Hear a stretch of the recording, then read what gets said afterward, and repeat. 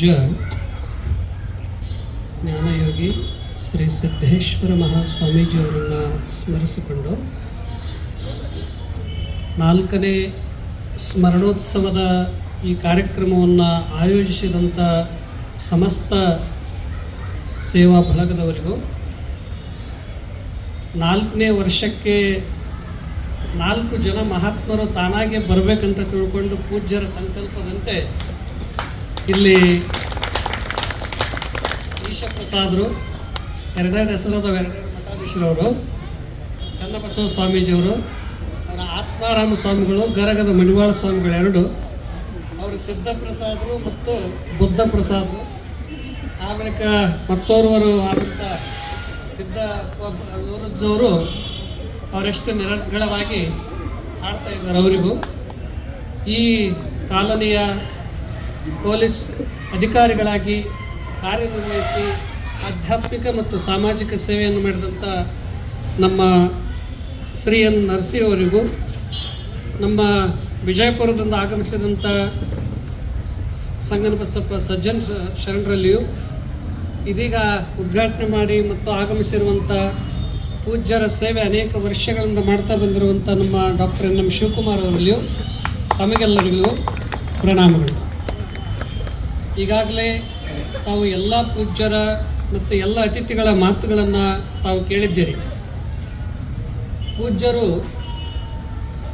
ಅವರು ಜ್ಞಾನಿಗಳು ಹೇಗಿರ್ತಾರ ಅಂತಂದರೆ, ಲೋಕದಂತೆ ಬಾರರು, ಲೋಕದಂತೆ ಇರರು, ಪುಣ್ಯದಂತೆ ಬಪ್ಪರು, ಜ್ಞಾನದಂತೆ ಇಪ್ಪರು, ಮುಕ್ತಿಯಂತೆ ಓಹರು ನೋಡ ಅನ್ನುವಂತೆ ಅವರು ಪರಮ ಪೂಜ್ಯ ವೇದಾಂತ ಕೇಸರಿ ಮಲ್ಲಿಕಾರ್ಜುನ ಮಹಾಶಿವಯೋಗಿಗಳ ಕಡೆ ಸನ್ಯಾಸಿ ಆಗಬೇಕು ಅಂತ ತಿಳ್ಕೊಂಡು ಎಷ್ಟನೇ ವರ್ಷಕ್ಕೆ ಬಂದರು ಅಂತಂದರೆ, ಕೇವಲ ಇದು ನೀವು ಆಶ್ಚರ್ಯ ನಂಬೋದಿಲ್ಲ, 12 ವರ್ಷಕ್ಕೆ ಬಂದಾರ. 12 ವರ್ಷದಲ್ಲಿ ಬಂದು ಎದಕ್ಕೆ ಬಂದ್ರಿ ಅಂತ ಪೂಜ್ಯ ವೇದಾಂತ ಕೇಸರಿ ಮಲ್ಲಿಕಾರ್ಜುನ ಪುಗಳು ಪ್ರವಚನ ಮಾಡುವಾಗ ಅವ್ರದ್ದೆಲ್ಲ ಸಿದ್ಧಾಂತ ಶಿಖಾಮಣಿ, ಗೀತಾ ಉಪನಿಷತ್ತುಗಳನ್ನು ಹೇಳ್ತಾ ಇರುವ ಸಂದರ್ಭದಲ್ಲಿ ಇವರು ಸುಮ್ಮನೆ ಬಂದು ಕುಳಿತು ಕೇಳ್ತಿದ್ರು. ಅವ್ರಿಗೆ ಆಶ್ಚರ್ಯ ಆಯಿತು. ಸಣ್ಣವರೊಬ್ಬರು ಬಂದರಲ್ಲ ಪ್ರವಚನ ಹೇಳಕ ಅಂತಂತ ಕೇಳಿದಾಗ ಗುರುಗಳಿಗೆ ಬಂದು ಸಾಷ್ಟಾಂಗ ಕೇಳಿದ್ರಂತ, ನಾನು ನಿಮ್ಮ ಕಡೆನೇ ಇರಬೇಕು, ನಿಮ್ಮ ಶಿಷ್ಯತ್ವವನ್ನು ಸ್ವೀಕರಿಸಬೇಕು, ಸನ್ಯಾಸಿ ಆಗಬೇಕು, ನಿಮ್ಮ ಸೇವೆ ಮಾಡ್ಕೊಂಡಿರ್ಬೇಕಂತ ಹೇಳಿದ್ರಂತ. ಗುರುಗಳು ಅವರು ಆಗಲಿ ಅಂತ ತಿಳ್ಕೊಂಡು ಅವ್ರನ್ನ ಇಟ್ಕೊಂಡ್ರು. ಅವರು ಓದ್ತಾ ಇರೋದು ಅವಾಗ ಬಹುತೇಕ 6-7ನೇ ಕ್ಲಾಸ್. ಅವರು ತಾಯಿ ತಂದೆ ಬಂದರು. ಗುರುಗಳು ಎಲ್ಲಿ ಹೋಗ್ಯಾರಂತ ತಿಳ್ಕೊಂಡು ಇವರು ಸಣ್ಣವರಿದ್ರಲ್ಲ, ಮನೆಗೆ ಹೋಗಲ್ಲ, ಹುಡುಕೊಂತ ಬಂದಾಗ ಪೂಜ್ಯರು ತಾವು ಇರುವ ಸ್ಥಾನದಲ್ಲಿ ತಮ್ಮ ಕಾಟದ ಕೆಳಗಿಟ್ಕೊಂಡು ಅವರು ಕೇವಲ ಶಿಕ್ಷಣ ಕಲಿತು ನಿಮ್ಮ ಮನೆಗೆ ಅಷ್ಟೇ ಅಲ್ಲ, ಅವರು ರಾಷ್ಟ್ರದ ಮಹಾನ್ ವ್ಯಕ್ತಿಗಳಾಗಬೇಕಂತ ನನ್ನ ಕನಸಿದೆ, ಅದನ್ನು ಅವರು ಪೂರ್ಣ ಮಾಡ್ಲಿಕ್ಕೆ ಬಂದಾರ. ಅದಕ್ಕಾಗಿ ಅವ್ರ ಬಗ್ಗೆ ವಿಚಾರ ಮಾಡಬೇಡ್ರಿ, ಹೋಗ್ರು ಅಂತ ಹೇಳಿದರು. ಅವರು ಹೋದರು. ಹೋದ ಬಳಿಕ ಸಿದ್ಧಾಂತ ಶಿಖಾಮಣಿ ಭಾಳ ಬೃಹತ್ತಾದಂಥ ಸಂಸ್ಕೃತದಲ್ಲಿರುವಂಥ ಗ್ರಂಥವನ್ನು ಆ ಪ್ರವಚನ ಕೇಳ್ತಾ ಕೇಳ್ತಾ ಅತ್ಯಂತ ಉತ್ಕೃಷ್ಟವಾದಂಥ ಗ್ರಂಥ ಬರೆದದ್ದವರು ಎಷ್ಟನೇ ವಯಸ್ಸಿನಲ್ಲಿ ಅಂದರೆ ಕೇವಲ 14 ವಯಸ್ಸಿನಲ್ಲಿ.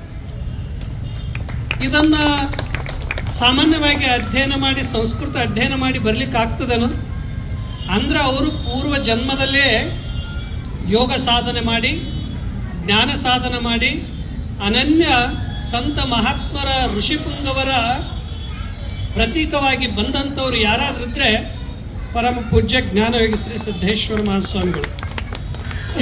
ಯಾಕೆಂದರೆ ಒಬ್ಬರು ಹೇಳ್ತಾರೆ, ಯಾರು ವಾಣಿಯಲ್ಲಿ ವಿಶೇಷತಾ ದಿವ್ಯ ಶಕ್ತಿ ಇದೆಯೋ, ಯಾರ ವಾಣಿ ಕೋಟ್ಯಂತರ ಹೃದಯಗಳ ಮೇಲೆ ಪ್ರಭಾವ ಪರಿಣಾಮವನ್ನುಂಟು ಮಾಡ್ತಿದೆಯೋ, ಅಲ್ಲೊಂದು ದಿವ್ಯ ದೈವಿ ಶಕ್ತಿ ಇರ್ತದಂತ ಹೇಳಿದರು.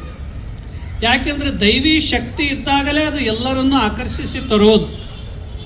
ಅದಕ್ಕೆ ಭಾರತದ ಋಷಿಗಳು 4 ಮಾತುಗಳನ್ನು ಹೇಳಿದರು. ಮಾತಿನಲ್ಲಿ 4 ಪ್ರಕಾರ ಹೇಳ್ತಾರೆ.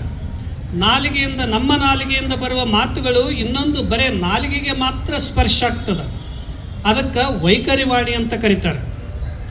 ಯಾರ ಮಾತು ಕಂಠದಿಂದ ಬರ್ತದ ಅದು ಇನ್ನೊಂದು ಕಂಠಕ್ಕಷ್ಟೇ ಸ್ಪರ್ಶ ಮಾಡ್ತದ, ಅದಕ್ಕೆ ಮಧ್ಯಮ ವೈಖರಿ ವಾಣಿ ಅಂತ ಕರೀತಾರೆ. ಯಾರ ಮಾತುಗಳು ಹೃದಯದಿಂದ ಬರ್ತವಲ್ಲ ಅವು ಇನ್ನೊಂದು ಹೃದಯಕ್ಕೆ ಸ್ಪರ್ಶ ಮಾಡ್ತವ, ಅವಕ್ಕೆ ಪರವಾಣಿ ಅಂತ ಕರೀತಾರೆ. ಯಾರ ಮಾತುಗಳು ನಾಭಿಸ್ಥಾನ ಅನದಿಂದ ಬರ್ತವೋ ಅದಕ್ಕೆ ಪಶ್ಯಂತಿ ವಾಣಿ ಅಂತ ಕರೀತಾರೆ. ಅದಕ್ಕಾಗಿ ಭಾರತ ದೇಶದಲ್ಲಿ ರಾಮಾಯಣ, ಮಹಾಭಾರತ, ಗೀತಾ, ಉಪನಿಷತ್ತುಗಳೆಲ್ಲ ಬಂದಿರೋದು ಕೇವಲ ನಾಲಿಗೆಯ ಕಂಠದಿಂದಲ್ಲ, ಅದು ಬಂದಿರೋದು ನಾವು ಹೃದಯದಿಂದ, ಬಂದಿರೋದು ಅನಾಹತ ಚಕ್ರದಿಂದ. ಅದಕ್ಕಾಗಿ ಆ ವ್ಯಕ್ತಿಗಳು ಹೋದರೂ ಕೂಡ ಅವು ದೇಶದಲ್ಲಿ ಅಮರವಾಗಿ ಶಾಶ್ವತವಾಗಿ ಪ್ರತಿಯೊಬ್ಬರ ಮತಿ ಮನಗಳಲ್ಲಿ ಉಳಿದುಕೊಂಡಿವೆ.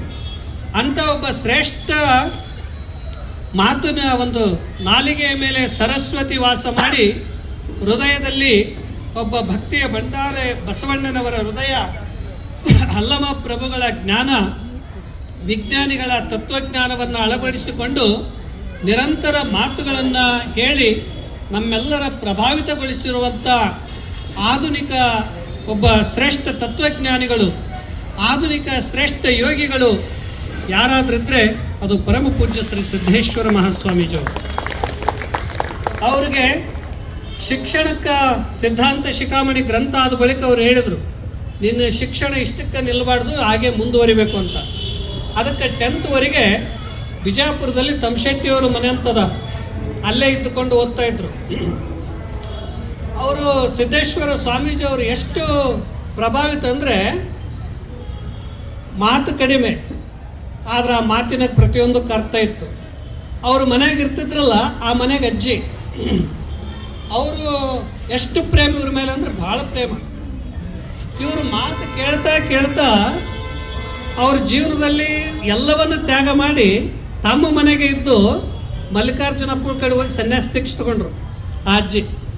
ಇದು ಯಾರ ಪ್ರಭಾವ ಅಂದರೆ ಪೂಜ್ಯರ ಚಿಕ್ಕ ವಯಸ್ಸಿನಾಗಿದ್ದ ಪ್ರಭಾವ, ಅಂದ್ರೆ ಅವ್ರ ತ್ಯಾಗದ ಪ್ರಭಾವ ಅವ್ರ ಮೇಲೆ ಆಯಿತು. ಆವಾಗ ಮಲ್ಲಿಕಾರ್ಜುನಪ್ಪಗಳಂದ್ರು, ನೀ ಸನ್ಯಾಸ ದೀಕ್ಷೆ ತಗೋ ಕರೆ, ಆದ್ರೆ ಮನೆಗೆ ಇರು. ಕೆಲವರು ಹೇಳಿದರು, ಯಾಕ್ರೆ ಅಪ್ಪಗಳೇ ನೀವು ಇಷ್ಟು ವಯಸ್ಸಿನಾಗ ಅವ್ರಿಗೆ ಸನ್ಯಾಸ ಕೊಟ್ಟರಲ್ಲ, ಅವ್ರು ಏನು ಸಾಧನೆ ಮಾಡ್ತಾರೆ ಈಗ? ಅವಾಗ ಮಲ್ಲಿಕಾರ್ಜುನಪ್ಪಗಳು ಹೇಳ್ತಿದ್ರಂತ, ಯಾರ್ಯಾರು ವಯಸ್ಸಾಗಿರಿ ಅವ್ರ ಸನ್ಯಾಸ ದೀಕ್ಷೆಗೆ ತಗೋರಿ, ಮುಂದಿನ ಜನ್ಮಕ್ಕಾದ್ರೂ ಶ್ರೇಷ್ಠ ಯೋಗಿಗಳಾಗ್ಬಿಟ್ಟಿದ್ರೆ ಆ ವಾಸನದಲ್ಲಿದ್ದಾಗ್ರಿ ಅಂತ ಹೇಳಿದ್ರು. ಅದಕ್ಕಾಗಿ ಅಂಥ ಒಬ್ಬ ಪ್ರಭಾವಿತವನ್ನು ಉಂಟು ಮಾಡಿದ್ರು. ನಂತರ ಚಡಚಣದಲ್ಲಿ ಶಿಕ್ಷಣವನ್ನು 10th ಆದ ಬಳಿಕ ಅಲ್ಲಿ ಹೋದರು. ಅಲ್ಲಿ ಅವರಿಗೆ ಒಬ್ಬರು ಕಟಗೇರಿ ಮಾಸ್ಟರ್ ಅಂತ ಶಿಕ್ಷಕರು, ಅವರು ಇವರು ಭಾಳ ಗೆಳೆಯರು, ಅನನ್ಯವಾದ ಗೆಳೆಯರು. ಅಲ್ಲಿ ಊರವರೆಗೊಂದು ಮಂದಿರ, ಅಲ್ಲಿಗೆ ಯಾರೂ ಹೋಗ್ತಾನೆ ಇದ್ದಿಲ್ಲ, ಹಳ್ಳ ದಾಟಿ ಹೋಗ್ಬೇಕು, ಯಾಕಂದ್ರೆ ಅಂಜಿಕೆ ಭಯ. ಆ ಊರು ಹೊರಗೆ ಒಂದು ಸ್ಮಶಾನದ ಹತ್ರ ಒಂದು ಮಂದಿರ. ಅವಾಗ ಅಲ್ಲಿ ಹುಡುಗರು ಬಂದವರಿಗೆಲ್ಲ ಏನು ಮಾಡ್ತಿದ್ರು ಅಂದರೆ ಒಂದಿಷ್ಟು ಅರಳುಗಳು ಆಳಿಸ್ಕೊಂಬಂದು ಕೊಡ್ತಿದ್ರು. ಕೊಟ್ಟ ಬಳಿಕ 108 ಆಗುತ್ತಾನ ಒಂದೊಂದು ಓಂ ನಮಃ ಶಿವಾಯ ಅನ್ನೋದು ಈ ಕಡೆ ಇಡಬೇಕು, ಮತ್ತೆ ಓಂ ನಮಃ ಶಿವಾಯ ಅನ್ನೋದು ಆ ಅರಳುಗಳು ಆ ಕಡೆ ಇಡಬೇಕು. ಅವಾಗ ಅವರು ಸ್ವಾಮೀಜಿಯವರು ಇದನ್ನೆಲ್ಲ ಹುಡುಗರಿಗೆ ಹಚ್ಚಿ ತಾವು ಧ್ಯಾನ ಮಾಡ್ಕೊತಿದ್ರು. ಆ ಕಟಗೇರಿ ಮಾಸ್ಟರ್ನವರು ಭಾಳ ಸ್ವಲ್ಪ ಇದು ಬುದ್ಧಿವಂತರು. ಇವರೆಲ್ಲ ಇದು ಮಾಡುವಾಗ ಒಂದು ದೊಡ್ಡದು ಕರಿ ಚೋಳು ಬರ್ತದೆ. ಆ ಕರಿ ಚೋಳು ಬಂದ ತಕ್ಷಣ ಈ ಸ್ವಾಮಿಗಳು ಧ್ಯಾನ ಮಾಡ್ತಿದ್ರು, ಇವರೆಲ್ಲರೂ ಮಾಡ್ತಿದ್ರು. ಇವರೆಲ್ಲ ಎದ್ದು ಹೋಗಿಬಿಟ್ರು. ಎದ್ದು ಹೋದ ಬಳಿಕ ಸ್ವಾಮೀಜಿಯವರು ಮಾತ್ರ ಹಾಗೆ ಕುಳಿತಿದ್ರು. ಅವಾಗ ಅವರು ಕಟಗೇರಿ ಮಾಸ್ಟರ್ ಅಂದರು, ಸ್ವಾಮೀಜಿಯವರು ಅಂದ್ರೂ ಮಾತಾಡಲಿಲ್ಲ. ಇವ್ರು ಏನು ಮಾಡಿದ್ರು, ಇನ್ನು ಸ್ವಾಮೀಜಿಯವ್ರಿಗೆ ಅದು ಕಚ್ತದ ಅಂತ ತಿಳ್ಕೊಂಡು ಅದನ್ನು ತೊಗೊಂಡು ಹೋಗಿ ಹೊರಗೆ ಕೊಂದ್ರು. ಆ ಬಳಿಕ ಇದನ್ನೆಲ್ಲ ಘಟನೆ ಸ್ವಾಮೀಜಿಯವರು ಧ್ಯಾನದಿಂದ ಎದ್ದ ಬಳಿಕ ಹೇಳಿದ ಬಳಿಕ ನೀವು ತಪ್ಪು ಮಾಡಿದೆ ಅಂತ ಹೇಳಿದ್ರು. ಅದನ್ನ ಯಾಕೆ ನೀ ಕೊಂದಿ? ಅದು ನಿನಗೇನು ತೊಂದರೆ ಮಾಡಿತ್ತು, ನಿನಗೇನು ತೊಂದರೆ ಕೊಟ್ಟಿತ್ತು? ಅದ್ರ ಜಾಗದಾಗ ನಾವು ಬಂದ್ವಿ, ನೀನು ಅದನ್ನು ಹಿಂಸೆ ಮಾಡಬಾರ್ದತ್ತ ಅಂತ ಹೇಳಿದಾಗ ಅವ್ರೇನಂದ್ರೆ ನೇರವಾಗಿ ಮಾತಾಡ್ತಿದ್ರು. ಹೌದು, ಈಗ ಒಂದು ಸಣ್ಣ ಚೇಳು ಬಂತು ಕೊಲ್ಲಬೇಡ ಅಂತ ಹೇಳಿದ್ರಿ, ನಾಳೆ ಹುಲಿ ಬಂತಂದ್ರೆ ಹೆಂಗೆ ಮಾಡೋದು ಅಂತ ಕೇಳಿದ್ರು ಅವರು. ಯಾವ ಪ್ರಾಣಿಗಳನ್ನು ಏನೂ ಮಾಡಲ್ಲ, ಆದರೆ ನಾವು ಸಾತ್ವಿಕರಾಗಿದ್ದರೆ, ನಾವು ಈ ಪ್ರಕೃತಿ ಜೊತೆಗೆ ಕೂಡಿಕೊಂಡಿದ್ರೆ, ನಮ್ಮ ಮನಸ್ಸು ಶುದ್ಧವಾಗಿದ್ದರೆ ಯಾವ ಪ್ರಾಣಿ ಪಕ್ಷಿಗಳು ಕೂಡ ಏನು ಮಾಡಲ್ಲ ಅಂತ ತಿಳ್ಕೊಂಡು ಆಗಿನ ಒಂದು ಸಣ್ಣ ವಯಸ್ಸಿನಲ್ಲಿ ಕೂಡ ಇಂಥ ಜ್ಞಾನೋತ್ತರ ಮಾತುಗಳನ್ನು ಗೆಳೆಯರಿಗೂ ಹೇಳ್ತಾ ಇದ್ರು. ಹಾಗೆ ಅದರ ಪ್ರಭಾವಕ್ಕಾಗಿ ಅವರು ಪೂಜ್ಯರ ಒಂದು ಜೀವನದ ಕೆಲವೊಂದು ತತ್ವ ಸಿದ್ಧಾಂತಗಳನ್ನು ಅಳವಡಿಸಿಕೊಳ್ಳೋಣ ಅಂತ ತಿಳ್ಕೊಂಡು ಕೊನೆವರೆಗೂ ಕೂಡ ಅವರು ಸಾತ್ವಿಕರಾಗಿದ್ದರು. ಆ ಬಳಿಕ ಕೊಲ್ಲಾಪುರದಲ್ಲಿ ಅವರು ಪೂಜ್ಯರು ಏನಂತಂದರೆ ಆ ಚಡಚಣದಲ್ಲಿ ಆ ಶಿಕ್ಷಣವನ್ನು ಪರೀಕ್ಷೆ ಬಂದಾಗ ಎಲ್ಲ ಪರೀಕ್ಷೆ ಪತ್ರಿಕೆಯಲ್ಲಿ ಏನು ಬರೆದಿದ್ರು ಅಂದರೆ ಓಂ ನಮಃ ಶಿವಾಯ ಅಂತ ಬರೆದಿದ್ರು. ಆ ಸ್ಕೂಲ್ ಪ್ರಿನ್ಸಿಪಾಲ್ರು ಬಂದು ಹೇಳಿದ್ರಂತ, ಏನ್ರಿ ಗುರುಗಳ ನಿಮ್ಮ ಶಿಷ್ಯರೆಲ್ಲ ಪರೀಕ್ಷೆ ಪತ್ರಿಕೆ ತುಂಬೆಲ್ಲ ಓಂ ನಮಃ ಶಿವಾಯ ಬರೆದಾರ, ಇದ್ರಾಗ ಭಗವಂತನೇ ಪಾಸ್ ಮಾಡ್ಬೇಕಂತ ಹೇಳಿದ್ರು.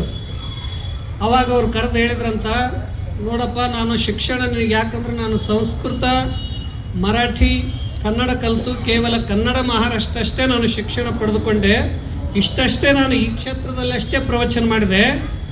ನೀನು ಸ್ವಾಮಿ ವಿವೇಕಾನಂದರಂತೆ ಚೆನ್ನಾಗಿ ಎಲ್ಲ ಭಾಷೆಗಳನ್ನು ಕಲಿತು ನಮ್ಮ ಭಾರತೀಯ ಸಂಸ್ಕೃತಿಯನ್ನು ದೇಶ ವಿದೇಶಗಳಲ್ಲಿ ಪ್ರಚಾರ ಮಾಡಬೇಕಂತ ನನ್ನ ಇಚ್ಛೆದ, ಅದನ್ನು ನೀ ಪೂರ್ಣ ಮಾಡಬೇಕಂತ ಹೇಳಿದಾಗ ಮತ್ತೆ ಪುನಃ ಅವರು ಸ್ವಾಮೀಜಿಯವರ ಶಿಷ್ಯರು ಇರೋದಕ್ಕಾಗಿ ಪುನಃ ಪರೀಕ್ಷೆ ಬರಲಿಕ್ಕೆ ಕೇಳಿದಾಗ ಫಸ್ಟ್ ಕ್ಲಾಸ್ ಪಾಸ್ ಆದರು. ಅವಾಗಿನಿಂದ ಮತ್ತೆ ಕೊಲ್ಲಾಪುರ ಯೂನಿವರ್ಸಿಟಿ ಕಳಿಸ್ಕೊಟ್ರು. ಅಲ್ಲಿ ಛತ್ರಪತಿ ಶಿವಾಜಿ ಮಹಾರಾಜರ ಯೂನಿವರ್ಸಿಟಿಯಲ್ಲಿ MA ತತ್ವಶಾಸ್ತ್ರ ಫಿಲಾಸಫಿಯನ್ನು ಶಿಕ್ಷಣ ಮುಗಿಸ್ಕೊಂಡು ಬಂದು ಮೊದಲು ಅವ್ರು ಏನು ಮಾಡ್ತಿದ್ರು ಅಂದರೆ ಪ್ರವಚನ ಅಪ್ಪುಗಳು ಹೇಳಿದವೆಲ್ಲವೂ ಬರೆದು ಎಲ್ಲ ಗ್ರಂಥ ರೂಪದಲ್ಲಿ ಮಾಡಿದರು. ಅದಕ್ಕೆ ಇವತ್ತೇನಾದರೂ ಗ್ರಂಥ ರೂಪಗಳಲ್ಲಿ ಸಿಗಲಿಕ್ಕೆ ಕಾರಣ ಅಂದರೆ ಪೂಜ್ಯ ಬುದ್ಧೀಜಿಯವರು. ಮೊಟ್ಟ ಮೊದಲದು ಮಲ್ಲಿಕಾರ್ಜುನ ಅಪ್ಪುಗಳು ಬರೆದದ್ದು ಯೋಗ ಸೂತ್ರ. ಅವರು ಕೂಡ ಯೋಗಿಗಳೇ, ಸ್ವತಃ ಆಗಿನ ಕಾಲದಾಗ ಯೋಗಾಸನ ಶುದ್ಧಿ ಕ್ರಿಯೆಗಳು ಎಲ್ಲವನ್ನು ಮಾಡ್ತಿದ್ರು.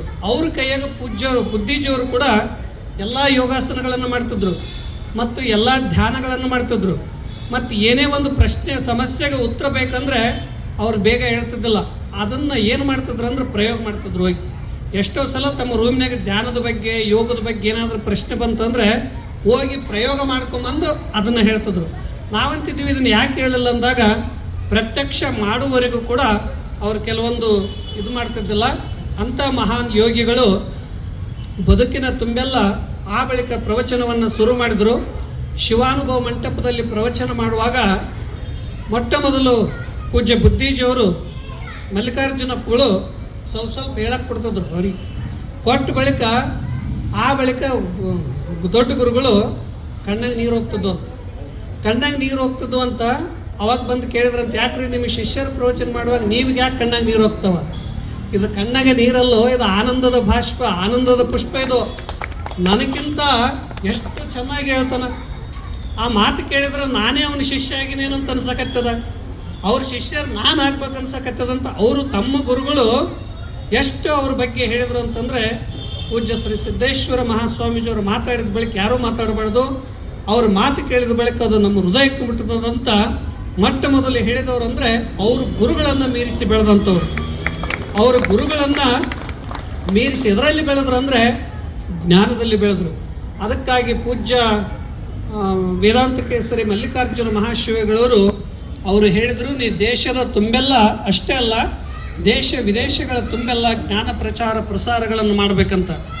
ಅವರಿಗೆ ಮಲ್ಲಿಕಾರ್ಜುನಪ್ಪಗಳವರಿಗೆ ಅವ್ರ ಗುರುಗಳು ಹೇಳಿದ್ರಂತ. ಏನು ಹೇಳಿದ್ರು ಅಂದರೆ, ನಾನಂತೂ ಕೇವಲ ಒಂದು ಕ್ಷೇತ್ರಕ್ಕೆ ಸೀಮಿತವಾಗಿ ಪ್ರವಚನ ಮಾಡಿದೆ, ನೀನು ಮಾತ್ರ ನಿನ್ನ ಬದುಕಿನ ತುಂಬೆಲ್ಲ ನಾನೊಂದು ನಿನಗೆ ಕಾಯಕ ರಥ ಹೇಳ್ತೀನಿ, ಅವೆರಡು ಪಾಲಿಸಬೇಕು ಅಂತ. ಏನು ಹೇಳಿದ್ರಂದರೆ, ಎಂದು ನೀವು ಊಟ ಮಾಡೋದಿಲ್ಲ ಅವತ್ತು ಪ್ರವಚನನೂ ಮಾಡೋಂಗಿಲ್ಲ, ಪ್ರವಚನ ಎಂದು ನೀವು ಮಾಡೋಂಗಿಲ್ಲ ಅಂದು ನೀವು ಊಟನೇ ಮಾಡೋಂಗಿಲ್ಲ ಅಂತ ಹೇಳಿದ್ರಂತ. ಎಂದು ಪ್ರವಚನ ಇಲ್ಲ ಅಂದು ಊಟ ಇಲ್ಲ. ಅದಕ್ಕಾಗಿ ಅವರು ಬದುಕಿನ ತುಂಬೆಲ್ಲ 80 ವರ್ಷಗಳ ಕಾಲ ಕರ್ನಾಟಕ ಮಹಾರಾಷ್ಟ್ರದ ತುಂಬೆಲ್ಲ ಏನು ಮಾಡಿದ್ರು ಅಂದರೆ ಪ್ರವಚನ ಮಾಡಿದರು. ಅದಕ್ಕೆ ಆ ಸಂದೇಶವನ್ನು ಪೂಜ್ಯ ಬುದ್ಧೀಜಿಯವರು ಇಡೀ ಬದುಕಿನ ತುಂಬೆಲ್ಲ ಏನು ಮಾಡಿದ್ರು ಅಂದರೆ ಪ್ರವಚನ ಮಾಡಿದರು. ಯಾಕೆ ಮಾಡಿದರು ಅಂತಂದರೆ, ಎಷ್ಟೋ ವ್ಯಕ್ತಿಗಳನ್ನು, ಮನಸ್ಸುಗಳನ್ನು, ಭಾವನೆಗಳನ್ನು ಪರಿವರ್ತನೆಗೊಳಿಸಿದರು. ಅವರ ಪ್ರವಚನಗಳಿಂದ ಏನೇನು ಆಗ್ತಾವ ಅನ್ನೋದಕ್ಕೆ ಹೇಳಕ್ಕೆ ಭಾಳ ಅದಾವ. ಆದ್ರೆ ಒಂದೆರಡು ಹೇಳ್ತಾನೆ ಘಟನೆಗಳನ್ನು. ಒಂದು ಸಲ ಪ್ರವಚನ ಕೇಳ್ತಿದ್ರು ಅವ್ರದ್ದು ದಾವಣಗೆರೆಯಲ್ಲಿ. ಪ್ರವಚನ ನಡೆದಾಗ ಒಬ್ಬರು ದಂಪತಿಗಳಿಬ್ಬರು ಬಂದರು ಪ್ರವಚನ ಕೇಳೋದು. ಎಲ್ಲ ಕೇಳಿ ದಿನ ಹೋಗ್ತಿದ್ರು. ಹೋದ ಬಳಿಕ ಕೊನೆಗೆ ಒಂದಿನ ಪ್ರವಚನದ ಸಮಾರೋಪದಲ್ಲಿ ಎಲ್ಲರೂ ತಮ್ಮ ಅಭಿಪ್ರಾಯವನ್ನು ಕೇಳಲಿಕ್ಕೆ ಹೇಳಿದರು. ಎಲ್ಲರೂ ತಮ್ಮ ಅಭಿಪ್ರಾಯ ಹೇಳುವಾಗ ಅದರಲ್ಲಿ ಒಬ್ಬ ಯುವಕ ಬಂದು ಹೇಳ್ದ, ಪ್ರತಿ ವರ್ಷ ನಮಗೆ ಸಾಧ್ಯ ಇದ್ದರೆ ನಮಗೆ ಗುರುಗಳು ಪ್ರವಚನವನ್ನು ಕರ್ಕೊಂಡು ಬಂದು ಹೇಳಿಸ್ರಿ. ಯಾಕೆ ನಿಮಗೇನು ಪ್ರಭಾವ ಆಯಿತು, ನಿಮಗೇನು ಪರಿಣಾಮ ಆಯಿತು ಅಂತ ಕೇಳಿದ್ರು. ನಾನು ಈ ಮನೆಗೆ ನಾನೇನು ಪ್ರವಚನ ಕೇಳಕ್ಕೆ ಬಂದೀನಿ, ನಮ್ಮ ಮನೆಗೆ ನಾನು ಅತ್ತೆ ಮಾವನ ಮನೆಯಲ್ಲಿದ್ದೇನೆ. ನಮ್ಮ ಅತ್ತೆ ಮಾವ ಮನೆಗೆ ನಾನು ಬಂದ ಬಳಿಕ ದಿನ ಅವರು ಏನಂದರೆ ಏನೇನೋ ನ್ಯೂಸ್ ರಾತ್ರಿ ತುಂಬೆಲ್ಲ ಕ್ರೈಮ್ ನ್ಯೂಸ್ಗಳು ನೋಡಿ ಬೆಳಗ್ಗಿಂದ ಸಂಜೆ ತನಕ ನಮ್ಮ ಮನೆಗೆ ಜಗಳನೇ ಜಗಳ ಎಷ್ಟಂದ್ರೆ ನಾನು ಪೂರ್ಣ ಬಿಟ್ಟ ಹೋಗ್ಬೇಕೆಲ್ಲ ಅಂತ ನಾನು ಇದು ಮಾಡಿದ್ದೆ. ಅವರಂತೂ ಯಾರು ಹೇಳಿದ್ರು ಬದಲಾವಣೆ ಆಗೋದಿಲ್ಲ ಅಂತ ನನ್ನ ಮನಸ್ಸಿನಾಗಿತ್ತು. ಬೆಳಗ್ಗೆ ಎದ್ದು 6 ಗಂಟೆಗೆ ಎಲ್ಲ ಊರಿಗೂರೇ ಪ್ರವಚನಕ್ಕೆ ಬರುವಾಗ ಅವರು ಕೇಳಕ್ಕೆ ಬಂದ್ರಂತ, ಯಾರು ಅವ್ರ ಅತ್ತೆ ಮಾವು. ಎಂದು ಪ್ರವಚನ ಒಂದಿನ ಕೇಳಿದ್ರು ಎಲ್ಲ ನಮ್ಮದೇ ಹೇಳ್ತಾರೆ ಗುರುಗಳು, ನಮ್ಮ ಮನೆಗೆ ಏನು ನಡೆದದೇನು ಇವರೇ ಹೇಳಕತ್ತಾರ ಅಂತ ಅವ್ರು ತಿಳ್ಕೊಂಡು ಅಂದಿನಿಂದ ಜಗಳನೇ ಬಂದ್ ಮಾಡಿದ್ರಂತ. ಜಗಳ ಬಂದ್ ಮಾಡೋದು ಅಷ್ಟೇ ಅಲ್ಲ, ಬೇಗ ಊಟ ಮಾಡೋದು, ಬೇಗ ಮಲಗೋದು, ಬೇಗ ಬರೋದು. 1 ತಿಂಗಳು ಅನ್ನೋದ್ರಾಗ ಅವ್ರ ಮನೆ ವಾತಾವರಣ ಎಲ್ಲ ಬದಲಾವಣೆ ಆಗ್ಯದ. ಯಾವ ಕೋರ್ಟು ಕಚೇರಿಗಳಲ್ಲಿ ಬಗೆಹರಲಾರ್ದಂಥ ಒಂದು ಜೀವನದ ಸಮಸ್ಯೆಯನ್ನು ಬಗೆಹರಿಸಿದಂಥ ನಮ್ಮ ಸದ್ಗುರುಗಳು ಸಿದ್ದೇಶ್ವರ ಸ್ವಾಮೀಜಿಯವರು. ಅದಕ್ಕಾಗಿ ಅವ್ರ ಪ್ರವಚನದಿಂದ ನನಗೇನು ಪರಿವರ್ತನೆ ಆಯಿತು ಅಂದರೆ ಈ ರೀತಿಯಾಗಿ ಪರಿವರ್ತನೆ ಆಯಿತು. ಇನ್ನೊಂದು ಇದೇ ಥರ ಒಂದು ಘಟನೆ ಅಂತ ಹೇಳ್ಬೇಕಂದ್ರೆ, ಇವತ್ತಿನ ದಿನದಲ್ಲಿ ಕೌಟುಂಬಿಕ ಸಮಸ್ಯೆ ಆಗಿ ಏನು ಡೈವರ್ಸ್ಗಳು ಆಗ್ತಾ ಇದ್ದವಲ್ಲ, ಯಾವಾಗೂ ಅದಾವ. ಬಹುತೇಕ ಇದೊಂದು 15 ವರ್ಷದ ಹಿಂದೆ ಒಂದು ಪ್ರವಚನ ಬಿಜಾಪುರದಲ್ಲಿ ನಡೆದಾಗ ಒಬ್ಬ ಹುಡುಗ, ಅಲ್ಲೇ ಪಕ್ಕದ ಹಳ್ಳಿಯವರು, ಎಲ್ಲರೂ ಭಾಳ ಭಕ್ತಿವಂತ. ಆದರೆ ಎಲ್ಲರಿಗೂ ಏನಂದರೆ ಕುಟುಂಬ ಅವರಿಬ್ಬರದು ಚೆನ್ನಾಗಿರಲ್ಲ ಅಂತ ಎಲ್ಲ ಮಿತ್ರರು ಹೇಳಿದರು, ಊರಾಗೆಲ್ಲ ಹಿರಿಯರು ಹೇಳಿದರು. ಆದರೆ ಒಂದೇ ಮಾತು ಹೇಳ್ತಿದ್ದ, ಇದೊಂದು ಮಾತು ಬಿಟ್ಟು ಬೇಕಾದ ಹೇಳ್ರಿ ಕರ್ಕೊಂಬರ್ರಿ, ಏನು ಮಾಡ್ತೀನಿ ನಾನು ಅಂತ ಹೇಳ್ತಿದ್ದ. ಆದರೆ ಗುರುಗಳು ಪ್ರವಚನ ಕೇಳಿದ, ಅವತ್ತೇನು ಕೌಟುಂಬಿಕದ ಬಗ್ಗೆ ಎಲ್ಲ ಹೇಳ್ತಾ ಒಂದಾದಿಂದಾಗ ಅವ್ರ ಮನಸ್ಸು ಪರಿವರ್ತನೆ ಆಯಿತು. ಮರದಿನ ಹೋಗಿ ಪ್ರವಚನಕ್ಕೆ ಮನೆಯವ್ರನ್ನ ಕರ್ಕೊಂಬಂದನು. ಗೆಳೆಯರಿಗೆಲ್ಲ ಆಶ್ಚರ್ಯ, ನಾವು ಎಷ್ಟು ಹೇಳಿದ್ವಿ ಕರ್ಕೊಂಬರಲಿಲ್ಲ, ಮತ್ತು ನೀ ಹೇಗೆ ಕರ್ಕೊಂಬಂದಿಯಪ್ಪ ಅಂತ ಹೇಳಿದಾಗ ಅವ್ರು ಹೇಳಿದ್ರು, ನನಗೆ ಅಂತರಾತ್ಮದ ವಾಣಿ ಪರಮಾತ್ಮನೇ ಬಂದು ಹೇಳ್ಯಾನ ನಮ್ಮ ಗುರು ರೂಪದಲ್ಲಿ. ಅದಕ್ಕಾಗಿ ನನ್ನ ಜೀವನವನ್ನು ಪರಿವರ್ತಿಸಿದವರು, ನನ್ನ ಕುಟುಂಬವನ್ನು, ನನ್ನ ಮನಸ್ಸನ್ನು ಪರಿವರ್ತಿಸಿದವರು ಯಾರಾದ್ರಿದ್ರೆ ಅದು ಜ್ಞಾನಯೋಗಿಗಳಂತ ತಿಳ್ಕೊಂಡು ಅವ್ರ ಜೀವನದಲ್ಲಿ ಬದಲಾವಣೆ ಆಯ್ತಲ್ಲ. ಹೀಗೆ ನಾನು ಸುಮ್ಮನೆ ಕೆಲವು ಘಟನೆ ಹೇಳಿದಷ್ಟೇ. ಇಂಥ ನೂರಾರು ಘಟನೆಗಳು ಸಾವಿರಾರು ಜನರ ಹೃದಯದಲ್ಲಿ ಅನೇಕ ರೀತಿಯಾಗಿ ಸಮಸ್ಯೆಗಳನ್ನು ಪರಿಹರಿಸಿದಂಥ ಒಬ್ಬ ಯೋಗಿಗಳು ಯಾರಾದ್ರಿದ್ರೆ ಅದು ಪೂಜ್ಯರು. ನಾನು ಒಂದು ಸಲ ಬಿಜಾಪುರದಲ್ಲಿದ್ದಾಗ ಅಪ್ಪುಗಳು ಅಮೇರಿಕದಲ್ಲಿ ಪ್ರವಚನ ಮಾಡ್ತಿದ್ರು. ಒಬ್ಬರು ಸೈಕಾಲಜಿಯವರು, ಅವ್ರ ಮನಸ್ಸಿನಲ್ಲಿ ಅನೇಕ ಸಮಸ್ಯೆಗಳು, ಆ ಸಮಸ್ಯೆಗಳಿಗೆ ಪರಿಹಾರ ಯಾರ ಕಡೆ ಹೋದ್ರೂ ಸಿಕ್ಕಿದ್ದಿಲ್ಲ. ಅವರು ಪ್ರವಚನಕ್ಕೆ ಬಂದು ಕೇಳಕ್ಕೆ ಶುರು ಮಾಡಿದರು. ಒಂದು 2-3 ದಿನ ಅನ್ನೋದ್ರಾಗ ಅವ್ರ ಮನಸ್ಸಿನೊಳಗಿರುವ ಸಮಸ್ಯೆಗಳೆಲ್ಲ ಪರಿಹಾರ ಅದು. ಅವಾಗ ಅವ್ರ ಮನಸ್ಸಿನಾಗೆಲ್ಲ ಸಮಸ್ಯೆಗಳ ಪರಿಹಾರ ಆದ ಬಳಿಕ ಅವ್ರು ಅಂದರು, ನೇರವಾಗಿ ನಾನು ಅವ್ರ ಕಡೆ ಹೋಗಿಲ್ಲ, ನನ್ನ ಪ್ರಶ್ನೆಗಳನ್ನು ಅವ್ರ ಮುಂದಿಟ್ಟಿಲ್ಲ, ಕೇವಲ ಪ್ರವಚನದ ಮುಖಾಂತರ ನಮ್ಮ ಮನಸ್ಸಿನ ಎಲ್ಲರ ಮನಸ್ಸಿನೊಳಗೆ ಏನಾದರೂ ನಡೀತಿತ್ತಂದರೆ ಅದನ್ನು ತಿಳ್ಕೊಳ್ಳುವಂಥ ಶಕ್ತಿ ಹೇಗೆ ಮಹಾಭಾರತದಲ್ಲಿ ಕೃಷ್ಣನಿಗಿತ್ತು, ಮಹಾಭಾರತದಲ್ಲಿ ಹೇಗೆ ರಾಮಾಯಣದಲ್ಲಿ ಒಬ್ಬ ರಾಮನಿಗಿತ್ತು, ಅಂಥ ರಾಮ, ಕೃಷ್ಣ, ಬುದ್ಧ, ಶಂಕರನ ರೂಪದಲ್ಲಿ ಆಧುನಿಕರ ಮಹಾತ್ಮರಾಗಿ ಬಂದಂಥವ್ರು ಅಂದರೆ ನಮ್ಮ ಪೂಜ್ಯ ಶ್ರೀ ಸಿದ್ದೇಶ್ವರ ಮಹಾಸ್ವಾಮೀಜಿಯವರು. ನೀವು ಯಾವುದು ಜೈನ ಧರ್ಮ ತಗೊಳ್ಳಿ, ಅವ್ರಂತಂದ್ರು ಇವ್ರು ನಮ್ಮ ಗುರುಗಳೇ ಬಂದಾರೆ ಈ ರೂಪದಾಗಂತ. ಬೌದ್ಧ ಧರ್ಮದವ್ರನ್ನ ತಗೋರಿ, ಅವರಂದ್ರು ತ್ಯಾಗದ ಪ್ರತೀಕವಾಗಿ ಆಹಾರ ವಿಹಾರದಲ್ಲಿ ಮಿತವಾಗಿ ಅಹಿಂಸೋ ಪರಮೋ ಧರ್ಮ ಅಂತ ಪಾಲಿಸಲಿಕ್ಕಾಗಿ ಬೌದ್ಧ ಧರ್ಮದವ್ರು ಕರ್ಕೊಂಡು ಹೋದ್ರು. ಅವರು ಸಾಷ್ಟಾಂಗ ಹೇಳ್ತಿದ್ರು, ಇವರು ನಮ್ಮ ಗುರುಗಳು, ಇವರು ಬೌದ್ಧ ಧರ್ಮದ ಗುರುಗಳು. ಇನ್ನು ನೀವು ಬೇಕಾದಂಥ ಧರ್ಮಶಾಸ್ತ್ರಗಳಲ್ಲಿ ಹೋದಾಗ ಯಾವ ಲಕ್ಷಣಗಳು ಗುರುಗಳಿಗೆ ಇರಬೇಕಂತ ಹೇಳ್ತಿದ್ರು, ಆ ಎಲ್ಲ ಒಬ್ಬರಲ್ಲಿ ಸಿಗೋದು ಭಾಳ ಕಷ್ಟ, ಒಬ್ಬ ಗುರುಗಳ ಹತ್ರ ಸಿಗೋದು ಭಾಳ ಕಷ್ಟ. ಅದಕ್ಕಾಗಿ ನಮ್ಮ ಕುಮಾರ ನಿಜಗುಣ ಸ್ವಾಮಿಗಳಂತಿದ್ರು ಚಿಲ್ಕೋಡಿಯಲ್ಲಿ, ಅವರು ಪೂಜ್ಯ ಅಪ್ಪುಗಳವ್ರ ಬಗ್ಗೆ ಹೈಕೋರ್ಟ್ ನ್ಯಾಯಾಧೀಶರು, ಪ್ರಮುಖ ನ್ಯಾಯಾಧೀಶರು, ಅವರು ಎಲ್ಲ ಬಿಟ್ಟು ಸನ್ಯಾಸ ದೀಕ್ಷೆ ತಗೊಂಡು ಅಂತಿಮ ಸತ್ಯ ನಮಃ ಶಿವಾಯ ಅಂತ ಏನು ನೀವು ಹಾಡ್ತೀರಿ ಅದನ್ನು ಬರೆದವರು. ಅಪ್ಪುಗಳ ಬಗ್ಗೆ ಬಹಳ ಅಭಿಮಾನ. ಅವರು ಪೂಜ್ಯರ ಬಗ್ಗೆ ಒಂದು ಮಾತು ಹೇಳ್ತಿದ್ರು, ಬುದ್ಧನಿಗೆ ಕೇವಲ 16 ವಿಶೇಷ ಗುಣಗಳಿದ್ದವು, ಆದರೆ ಪೂಜ್ಯ ನಮ್ಮ ಶ್ರೀ ಸಿದ್ದೇಶ್ವರ ಮಹಾಸ್ವಾಮೀಜಿಯವರಲ್ಲಿ 31 ವಿಶೇಷ ಗುಣಗಳದಾವು ಬುದ್ಧನಿಗಿಂತ ಅಂತ ಹೇಳ್ತಿದ್ರು. ಅಂದರೆ ವಿಶೇಷ ಒಂದು ಗುಣಲಕ್ಷಣವನ್ನು ಉಳ್ಳಂಥ ಯಾವುದರಲ್ಲಿ ಕೂಡ ಕಡಿಮೆ ಇಲ್ಲದಂತೆ ಗುಣಗಳಿದ್ದಂಥ ಒಬ್ಬ ಶ್ರೇಷ್ಠ ಯೋಗಿಗಳು. ಒಂದೊಂದು ನದಿಯಲ್ಲಿ ಸ್ನಾನ ಮಾಡಿದರೆ ಪಾವನ ಆಗ್ತೀವಿ, ಪರಿಶುದ್ಧ ಆಗ್ತೀವಿ ಅಂತ ಹೇಳ್ತೀವಿ. ಹಾಗೆ ಎಲ್ಲ ನದಿಗಳು ಸಾಗರದಲ್ಲಿ ಕೂಡಿದಾಗ ಸಾಗರದಲ್ಲಿ ಸ್ನಾನ ಮಾಡಿದರೆ ಎಲ್ಲ ನದಿ ಸ್ನಾನ ಮಾಡಿದಂತೆ. ಅದಕ್ಕೆ ನೀವೆಲ್ಲರೂ ಕೂಡ ಅವ್ರ ಮಾತು ಕೇಳಿರಲ್ಲ, ಅದೇ ಸಾಗರದಲ್ಲಿ ಸ್ನಾನ ಮಾಡಿದಂತೆ. ಯಾಕೆಂದರೆ ಅದರಲ್ಲಿ ಎಲ್ಲ ನದಿಗಳ ನೀರುಗಳಿವೆ, ಎಲ್ಲ ದರ್ಶನಗಳಿವೆ, ಎಲ್ಲ ಧರ್ಮಗಳಿವೆ, ಎಲ್ಲ ಒಂದು ಸಂಸ್ಕೃತಿಗಳಿವೆ. ಅಂಥ ಒಂದು ಮಹಾನ್ ವ್ಯಕ್ತಿತ್ವದವರು ಅವರು. ಆ ಪೂಜ್ಯರು ಅವರು ಅಮೇರಿಕದ ಸೈಕಾಲಜಿ ಕೌನ್ಸಿಲಿಂಗ್ ಡಾಕ್ಟರ್ ಏನಿದ್ರಲ್ಲ, ಅವರು ಪೂಜ್ಯರ ಕಡೆ ಬಂದು ಒಂದು ಸಲ ಹೇಳಿದರು, ಇಲ್ಲ ನಮ್ಮ ಸಮಸ್ಯೆಗಂತೂ ಬಹಳಷ್ಟು ಎಲ್ಲ ಪರಿಹಾರಗಳು ದೊರಕಿವೆ, ಅದಕ್ಕಾಗಿ ನಿಮಗೇನಾದರೂ ನಾವು ಸ್ವಲ್ಪ ದಕ್ಷಿಣ ರೂಪದಲ್ಲಿ ಆರ್ಥಿಕವಾಗಿ ಕೊಡಬೇಕಂತ ಇಚ್ಛದ. ನಾವು ಅವಾಗ ಆಶ್ರಮದಲ್ಲಿ ಅಧ್ಯಕ್ಷರಾಗಿದ್ದಾಗ ಅವ್ರು ಹೇಳಿದರು, ಆ ಗುರುಗಳಿಗೆ ಕೇಳಿದ್ರೆ ಅವ್ರು ಏನು ಹೇಳ್ತಾರೆ ಇದು ಮಾಡ್ರಿ ಅಂತ ಹೇಳಿದ್ರು. ನಮಗೆ ಫೋನ್ ಮಾಡಿ, ಇಲ್ಲ ನಾವು ಒಂದಿಷ್ಟು ಆಶ್ರಮಕ್ಕೆ ದಕ್ಷಿಣ ಕೊಡಬೇಕಂತ ಮಾಡಿ ಬಂದಾಗ, ಆ ಬಳಿಕ ನಾವು ಮತ್ತೆ ಯಾವುದೇ ಮಾಡಬೇಕಾದಾಗ ಅವ್ರನ್ನ ಕೇಳಿ ನಾವು ಮಾಡ್ತಿದ್ವಿ. ಅವಾಗ ಪೂಜ್ಯರು ನಾವು ಕೇಳಿದ್ವಿ, ಫೋನ್ ಹಚ್ಚಿ ಕೇಳಿದಾಗ ಒಂದೇ ಮಾತು ಹೇಳಿದ್ರು, ನಿಮ್ಗೆ ಅವಶ್ಯಕತೆ ಅದೇನು ಅಂತ ಕೇಳಿದ್ರು. ಇಲ್ಲ ಅಂತ ಹೇಳಿದ್ವಿ, ಮುಗೀತು. ನಾವು ಅವ್ರಿಗೆ ಕೇಳಿದಾಗ ಇದನ್ನು ಹೆಂಗೆ ಹೇಳ್ಬೇಕು ನಾವು, ಇಲ್ಲ ನಮಗೆ ಬೇಕಂದಾಗ ನೀವು ಕೊಡುವಂತ್ರಿ ಅಂತ, ಈಗೇನು ಇರಲಿ ನಿಮ್ಮ ಕಡೆ, ನೀವು ಒಳ್ಳೆಯದಕ್ಕೆ ಉಪಯೋಗ ಮಾಡ್ರಿ ಅಂತ ಹೇಳಿದ್ವಿ. ಇದೇ ರೀತಿಯಾಗಿ ಬರೀ ಸಣ್ಣದಷ್ಟಲ್ಲ, ಅವರಿಗೆ ಯಡಿಯೂರಪ್ಪ ಸರ್ಕಾರ ಅವರಿದ್ದಾಗ 10 ಕೋಟಿ ಬಿಡುಗಡೆ ಮಾಡಿದರು. ಅವಾಗ ನಾವೇ ಇದ್ವಿ. ಅವಾಗ NG ಕರೂರ್ ಸರ್ ಅವರು ಎಲ್ಲ ಕೂಡಿ ಪತ್ರ ಬರೆದು ಅದನ್ನು ಮತ್ತಿದು ಮಾಡಿದ್ವಿ. ಸರ್ಕಾರದವ್ರು ಹೇಳಿದರು, ನಮ್ಗೆ ವಾಪಸ್ ಪತ್ರ ಬಂದದ್ದು ನಮ್ಮ ಭಾರತ ದೇಶದ ಇತಿಹಾಸದಲ್ಲಿ ಮೊಟ್ಟ ಮೊದಲು ಬ್ಯಾಡ ಅಂತ ಬರೆದಂಥ ಸ್ವಾಮೀಜಿಯವರು ಅಂದರೆ ಇವರೊಬ್ಬರೇ. ನಮಗಿನ್ನೂ ಒಂದು 10 ಲಕ್ಷ ಸ್ಯಾಂಕ್ಷನ್ ಮಾಡ್ರಂತಾರೆ ಎಲ್ಲರೂ, ಆದರೆ ಬೇಡ ಅಂದವರು. ಪದ್ಮ ವಿಭೂಷಣ ಕೊಡ್ತು ಅಂದರು, ಅವರಿಗೂ ಬೇಡ ಅಂತ ವಿನಯದಿಂದ ಪತ್ರ ಬರೆದ್ರು. ಪದ್ಮಶ್ರೀ ಕೊಡ್ತು ಅಂದರು, ಬೇಡ ಅಂದರು. ಏನು ಮಾನ ಸಮ್ಮಾನ ಪ್ರಶಸ್ತಿಗಳು ಬಂದವು ಅವು ಯಾವೂ ಕೂಡ ಬೇಡ ಅಂತ ತಿಳ್ಕೊಂಡು, ಆದರೆ ಎಲ್ಲದರ ಅತೀತವಾಗಿರುವಂಥ ಒಬ್ಬ ಯೋಗಿ ಪುರುಷ ನಮ್ಮ ಕಣ್ಣೆದುರಿಗೆ ಆಧುನಿಕ ಕಾಲದಲ್ಲಿ ನಾವು ನೋಡಿದ್ದೀವಲ್ಲ, ಅದೇ ನಮ್ಮ ಭಾಗ್ಯ. ಅದಕ್ಕೆ ನಮ್ಮ ಕಣ್ಣುಗಳಂಥ ಪೂಜ್ಯರನ್ನು ನೋಡಿ ಪಾವನವಾಗಿವೆ, ಅವರ ಮಾತುಗಳು ಕೇಳಿ ಕಿವಿಗಳು ಪಾವನವಾಗಿವೆ, ಅವರ ದರ್ಶನ ಮಾಡಿಕೊಂಡು ಜೀವನ ಧನ್ಯವಾಗಿದೆ. ಅದಕ್ಕಾಗಿ ಅಷ್ಟೇ ಅಲ್ಲ, ಅವರಿಗೆ ಕೊನೆಗೆ ಹೇಗೆ ಬದುಕಿದ್ರು ಅಂತನ್ನೋದಕ್ಕೆ ಬಹುತೇಕ 14 ವರ್ಷದಲ್ಲಿ ಏನೊಂದು 45 kg ತೂಕ ಇದ್ದರು, 84 ವರ್ಷದಾಗೂ 45 kg ಇದ್ದರು. ಅಂದರೆ ನಾವೇನಿವತ್ತು ಹೇಗಾಗ್ತೀವಿ, ಬಾಲ್ಯದಾಗ ಬೇರೆ ಆಗ್ತೀವಿ, ಯುವಕರಾದಾಗ ಬೇರೆ ಆಗ್ತೀವಿ. ಅಂದ್ರೆ ಅವ್ರದ್ದು ಜೀವನ ಕ್ರಮ ಹೇಗಿತ್ತು ಅಂತಂದರೆ, ಆಹಾರದಲ್ಲಿ, ಮಾತಿನಲ್ಲಿ, ಎಲ್ಲದರಲ್ಲಿ ಒಬ್ಬ ಸಂಯಮವಾಗಿ, ಜಿತೇಂದ್ರಿಯಾಗಿ, ಪುರುಷೋತ್ತಮರಾಗಿ, ಮಹಾನ್ ಯೋಗಿಗಳಾಗಿ ಬದುಕಿದಂಥವ್ರನ್ನ ನಾವು ನೋಡಿದ್ದೀವಲ್ಲ. ಅದಕ್ಕೆ ಅವ್ರು ಹೇಗಿರ್ತಾರೆ ಅಂತಂದರೆ, ದೇವನು ಯಾವುದೋ ರೂಪದಲ್ಲಿ ಬಂದು ನಮಗೆ ಮಾರ್ಗದರ್ಶನ ಮಾಡ್ತಾನೆ ಅನ್ನುವಂತೆ ನಮ್ಮೆಲ್ಲರ ಮಧ್ಯದಲ್ಲಿ ಸರಳ ಮನುಷ್ಯರಾಗಿದ್ದರೂ ಕೂಡ ಅವರು ಮನುಷ್ಯರಲ್ಲ, ಅವರು ಪುರುಷೋತ್ತಮರು, ಅವರು ದೇವಮಾನವರು. ಅದಕ್ಕಾಗಿ ಅಂಥವರು ನೋಡಲಿಕ್ಕೆ ಅಷ್ಟು ಇದ್ದರೂ ಕೂಡ ಜುಗಳದಲ್ಲಿ ಪ್ರವಚನ ಮಾಡ್ತಾ ಇರುವಾಗ ಕೃಷ್ಣಾ ನದಿ ಹರಿತದಲ್ಲಿ ಎಲ್ಲ ಸ್ವಾಮಿಗಳು ನಾವು ಭಾಳ ಬಲಶಾಲಿ ಇದ್ದವ್ರು ನದಿಯೆಲ್ಲ ಈಜಕ್ಕೆ ಹೋದ್ವಿ.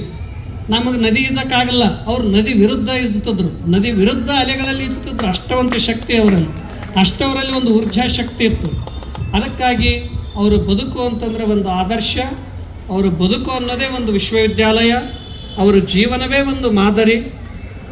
ಅವರು ಕೊನೆಗೆ ಎಂಥ ಬದುಕಿನ ಶಿಕ್ಷಣ ಎಲ್ಲರೂ ಕೊಟ್ಟರಲ್ಲ, ಅದರ ಮುಖಾಂತರ ಶಿಕ್ಷಣ ಕೊಟ್ಟರಂತಲ್ಲ. ಅವರು ಊಟ ಮಾಡುವಾಗೂ ಹೇಳ್ತಿದ್ರು, ವಾಕಿಂಗ್ ಮಾಡುವಾಗೂ ಹೇಳ್ತಿದ್ರು, ಪ್ರತಿ ಕ್ಷಣದಲ್ಲಿ ಮಾತುಗಳನ್ನು ಹೇಳ್ತಿದ್ರು. ನಾವೆಲ್ಲ ಏನಂತಂದ್ರೆ ಕಲ್ತದ್ದು ಬರೀ ಕೇವಲ ಪಾಠಗಳೆಲ್ಲ ಅಷ್ಟೇ ಅಲ್ಲ, ಪ್ರತಿ ಕ್ಷಣಗಳಲ್ಲಿ ಸಮಯಕ್ಕೆ ಅನುಗುಣವಾಗಿ ಎಲ್ಲ ಬೋಧನೆಗಳನ್ನು ಮಾಡಿದರು. ಅದಕ್ಕಾಗಿ ನಮಗೇನು ಬುದ್ಧಿಜಿಯವರೊಂದು ಶಿಕ್ಷಣ ಕೊಟ್ಟರು, ಜ್ಞಾನ ಕೊಟ್ಟರು, ಜಗತ್ತಿನಲ್ಲಿ ನಾವು ಎಲ್ಲಿ ಹೋದರೂ ಬದುಕುವಂಥ ಒಂದು ಏನಾದರೂ ಶ್ರೇಷ್ಠ ಶಿಕ್ಷಣ ಕೊಟ್ಟದ್ದು ಯಾರಾದರೂ ಇದ್ದರೆ ನಮ್ಮ ಗುರುಗಳು. ಅದಕ್ಕೆ ನಾವು ಎಲ್ಲಿ ಹೋದರೂ ಕೂಡ ಏನೆಲ್ಲ ಇದ್ರೂ ಬದುಕ್ಬೋದು, ಇಲ್ಲಂದ್ರೂ ಬದುಕ್ಬೋದು. ಏನೆಲ್ಲ ಒಂದು ಶಿಕ್ಷಣ ಅಂಥ ಶಿಕ್ಷಣವನ್ನು ನೀಡುವಂಥ ಯೋಗಿಗಳವರು. ಅದಕ್ಕಾಗಿ ಅವರನ್ನು ತಾವು ಪ್ರತಿ ವರ್ಷ ಇಲ್ಲಿ ಸ್ಮರಣೋತ್ಸವವನ್ನು ಮಾಡ್ತಾ ಇದ್ದೀರಿ. ಆ ಗುರುಗಳು ನಿಸರ್ಗ, ಈಗಾಗಲೇ ಹೇಳಿದಂತೆ ನಿಸರ್ಗದ ಜೊತೆಗೆ ಇದ್ದಂಥವರು. ಬಹುತೇಕ ಅವ್ರ ಜೀವನ ಕ್ರಮ ಎಷ್ಟು ಮಹತ್ವವಾಗಿತ್ತಂದರೆ 4 ಗಂಟೆಗೆ ಹೇಳಬೇಕು. 4 ಗಂಟೆಗೆ ಎದ್ದು ವಾಕಿಂಗ್, ಎಲ್ಲ ವಾಕಿಂಗ್ ಹೋದಾಗ ನಕ್ಷತ್ರಗಳನ್ನು ನೋಡೋರು. ಆ ಸೈನ್ಸ್ ಪ್ರಕಾರ ನಕ್ಷತ್ರಗಳು ಯಾವ್ಯಾವ ಗ್ರಹಗಳಲ್ಲಿ ಎಲ್ಲಿದಾವ ಕಲಿಸಿ ಹೇಳೋರು. ನಮಗೆ ಮೊಟ್ಟ ಮೊದಲು ಎದ್ದ ತಕ್ಷಣ ನಾವು ಪಂಚಾಂಗ ನೋಡ್ಬೇಕ್ರಿ. ಪಂಚಾಂಗ ನೋಡಿ ಇವತ್ತು ಯಾವ ವಾರದ, ಯಾವ ಪಕ್ಷದ, ಯಾವ ದಿನದ ಎಲ್ಲ ಹೇಳ್ಬೇಕು. ನಮಗೆ ಮೊದಲು ಪಂಚಾಂಗನೇ ನೋಡೋಕೆ ಬರ್ತಿದ್ದಿಲ್ಲ, ಆ ಪಂಚಾಂಗವನ್ನು ಕಲಿಸಿದ್ರು. ಆ ಬಳಿಕ ನಕ್ಷತ್ರಗಳನ್ನೆಲ್ಲ ನೋಡ್ತಿದ್ರು, ಅವುಗಳಿಂದ ನಮಗೆ ಒಂದು ಯಾವ್ಯಾವ ಎಲ್ಲದವ ಅಂತ ಹೇಳೋರು. ಈ ರೀತಿಯಾಗಿ ಅವರ ಬದುಕು ಪ್ರಕೃತಿಯಿಂದ ಕಲಿತು ನಮಗೆಲ್ಲ ಅನೇಕ ರೀತಿಯಾದಂಥ ಶಿಕ್ಷಣವನ್ನು ಕೊಟ್ಟಂಥ ಮಹಾನ್ ಯೋಗಿಗಳು. ಅದಕ್ಕಾಗಿ ಕೊನೆಯ ಕ್ಷಣದಲ್ಲಿ ಅವರು ಏನು ಬರೆದಿಟ್ಟರು ತಮ್ಮ ಜೀವನದ ಅಂತಿಮ ಸಂದೇಶವನ್ನು ಬರೆದಾಗ ಮೊದಲಿಗೆ ಎಲ್ಲರಿಗೆ ದುಃಖ ಆಯಿತು. ಆದರೂ ಅವರು ಇದು ನನ್ನ ಇಚ್ಛೆ ಅಂತ ಹೇಳಿದರು. ಕೆಲವರು ಹೇಳಿದ್ರು, ಆತ್ಮೀಯರಾಗಿ ಕೇಳಿದರು, ಅಲ್ಲ ಯಾಕೆ ಸ್ವಾಮೀಜಿ ಈ ರೀತಿಯಾಗಿ ನೀವು ಬೇಡ ಅಂದರೆ ಅಂದಾಗ ಅವ್ರು ಕೆಲವರು ಅವ್ರು ಮಾತು ಹೇಳಿದ್ರು, ನಿಸರ್ಗದಲ್ಲಿ ಯಾವುದಾದ್ರೂ ಪಕ್ಷಿ ಪ್ರಾಣಿಗಳು ತಂದು ಎಲ್ಲಾದರೂ ಆಗಲಿ ಅಂತ ಇಚ್ಛೆ ಪಡ್ತವೇನೋ? ಇಷ್ಟು ಬೃಹತ್ತಾಗಿರುವಂಥ ವಿಶ್ವದಲ್ಲಿ ನಾನು ಒಬ್ಬ ಸಾಮಾನ್ಯ ಮನುಷ್ಯ, ನಮ್ಮದು ಈ ರೀತಿಯಾಗಿ ಆಗಬೇಕಂತ ಯಾಕೆ ಇಚ್ಛೆ ಪಡೋದು? ಅವು ಹೇಗೆ ಬದುಕಿ ಹೋಗೋದು, ಬದುಕಿ ಮರೆಯಾಗಿ ಹೋಗ್ತವೋ ನಾವು ಕೂಡ ಹಾಗೆ ಬದುಕಿ ಮರೆಯಾಗಬೇಕು, ಎಲ್ಲ ಸಮಾಧಿ ಮಾಡ್ಕೊತ ಹೋಗ್ಬಾರ್ದು ಅಂತ ತಿಳ್ಕೊಂಡು ಹೇಳಿ ಅವರು ಕೊನೆ ಇದರಲ್ಲಿ ಇಚ್ಛೆ ಏನಂತಂದರೆ ಯಾವುದು ಮಾಡಬೇಡಿ ಇದನ್ನು ಅಂತ ತಿಳ್ಕೊಂಡು ಹೇಳಿದರು. ಅದಕ್ಕಾಗಿ ನಮ್ಮ ಹೃದಯ ಮಾನಸದಲ್ಲಿ ಸದಾ ಪೂಜ್ಯರು ಇರ್ತಾರೆ. ಅಂಥ ಒಬ್ಬ ಎಲ್ಲವನ್ನು ತ್ಯಾಗ ಮಾಡಿದರಷ್ಟೇ ಅಲ್ಲ, ತಮ್ಮ ದೇಹವನ್ನು ಕೂಡ ಅಗ್ನಿಗೆ ಸಮರ್ಪಿಸಿಕೊಂಡಂಥವರು.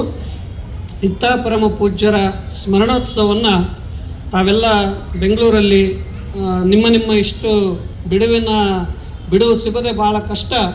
ಆದರೆ ಇಷ್ಟು ಕೆಲಸ ಕಾರ್ಯಗಳ ಮಧ್ಯದಲ್ಲಿ ನಮಗೊಬ್ಬ ಶ್ರೇಷ್ಠ ಗುರುಗಳ ಸ್ಮರಣೆ ಮಾಡಿಕೊಳ್ಳೋಣ ಅಂತ ತಿಳ್ಕೊಂಡು ವರ್ಷಕ್ಕೊಮ್ಮೆ ಇಲ್ಲೆಲ್ಲರೂ ಬೇರೆ ಬೇರೆ ವೃತ್ತಿಯಲ್ಲಿ ಬೇರೆ ಬೇರೆ ಉದ್ಯೋಗಗಳಲ್ಲಿ ಇದ್ದರೂ ಕೂಡ ಅತ್ಯಂತ ಭಕ್ತಿಯಿಂದ ಅತ್ಯಂತ ಪ್ರೀತಿಯಿಂದ ನೀವು ಮಾಡಿ ಏನಾದರೂ ಅವರಿಗೆ ಸಾರ್ಥಕಪೂರ್ಣವಾಗಿರುವಂಥ ಕೆಲಸ ಮಾಡಿದಾಗ ಗುರುಕೃಪೆ ಸಿಗ್ತದೆ. ಅದಕ್ಕಾಗಿ ನೀವೆಲ್ಲ ಗುರುಕೃಪೆಗೆ ಪಾತ್ರರಾದಂಥವರು.